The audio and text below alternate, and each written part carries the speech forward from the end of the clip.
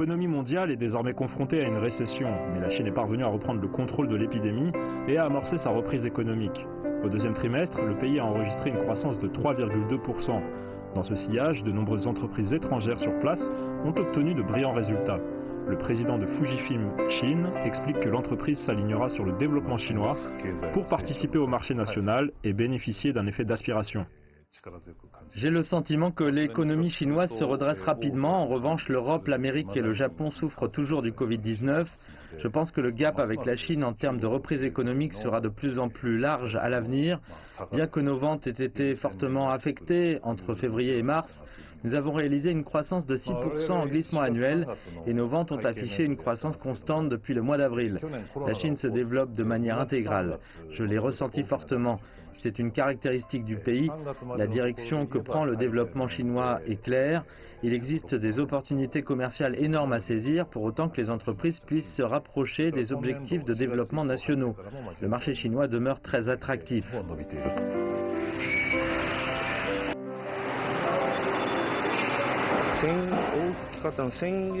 Avec l'impact de l'épidémie sur les exportations, notre entreprise a réduit sa production en juin et juillet. Le marché intérieur chinois ne s'est pas encore complètement rétabli, mais nous prévoyons qu'il le fera au cours du second semestre. Dans certains pays, plusieurs hommes politiques ont plaidé pour que les entreprises étrangères implantées en Chine quittent le pays.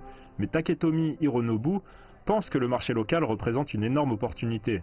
La stratégie à long terme de l'entreprise ne devrait donc pas changer.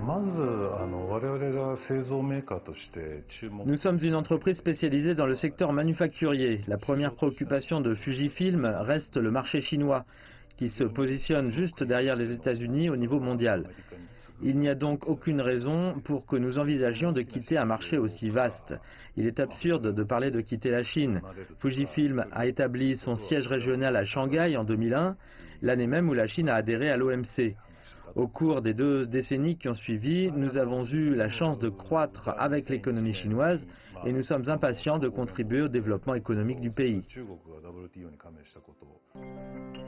La 3e édition de la CIIE se tiendra à Shanghai en novembre. Et cette année, davantage d'entreprises de renom devraient y participer. Pour Fujifilm, il s'agira de la 3e fois. C'est la 3e année consécutive que nous participons à la CIIE. Pour nous, cet événement est la meilleure occasion de mieux nous faire connaître auprès des consommateurs chinois.